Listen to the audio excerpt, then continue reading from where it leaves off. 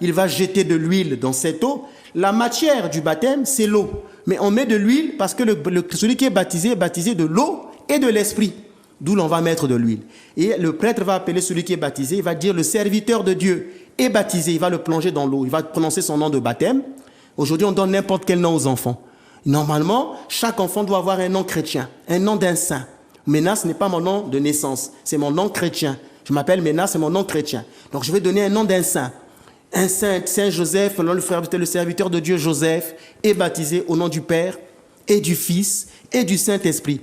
Après la triple immersion, la personne va recevoir une tunique blanche, une tenue qu'on va lui faire porter, une tenue blanche, pour montrer maintenant qu'il appartient au royaume de la lumière. Il y a certains prêtres, parfois par imitation de l'Église catholique, remet des cierges allumés, parce que le baptême est appelé sacrement de l'illumination. Et c'est un ange de Dieu descend même avec toute sa lumière pour le protéger. Et le prêtre va procéder à la chrismation. Il va dire le sceau du don de l'Esprit Saint. Il va toucher certains organes du corps, notamment les yeux, les oreilles, les mains, et ainsi de suite.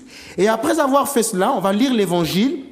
Et après l'Évangile, vers la fin, il y aura une procession autour de l'eau du baptême. Donc on va tourner 3 fois autour de l'eau en chantant « Vous tous qui avez été baptisés dans le Christ, vous avez revêtu le Christ ». 3 fois. Et après, il y aura le rite de la tonsure. Le prêtre va prendre un ciseau et va légèrement couper des petites mèches de cheveux. Quand au niveau, donc, son forme cruciforme. Donc là, là et là, il va couper un peu de cheveux. Il va dire une prière, dit Seigneur, le serviteur de Dieu t'offre sa chevelure. C'est une manière de dire que la personne est totalement consacrée à Dieu.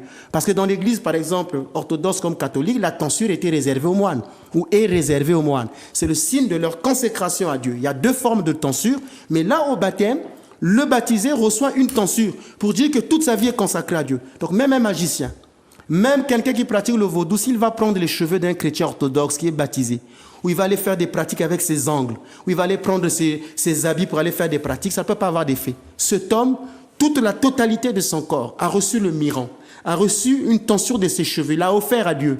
Cette personne est consacrée, son corps est saint. C'est pourquoi dans l'église orthodoxe, le corps d'un baptisé, je vous disais, c'est une relique. C'est que la grâce de Dieu qui l'habite ce jour-là ne peut pas se séparer de lui. Mais c'est toute une longue procédure, ça prend combien de temps? Le baptême en lui-même, quand je confère le baptême, ça me prend au moins 30 à 40 minutes.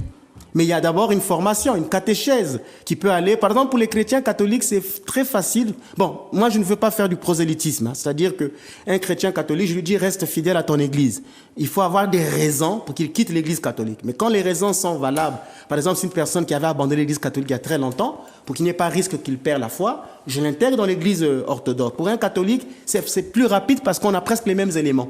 La catéchèse d'un catholique, le signe de la croix, il le connaît déjà. C'est juste lui dire, tourne un peu à droite.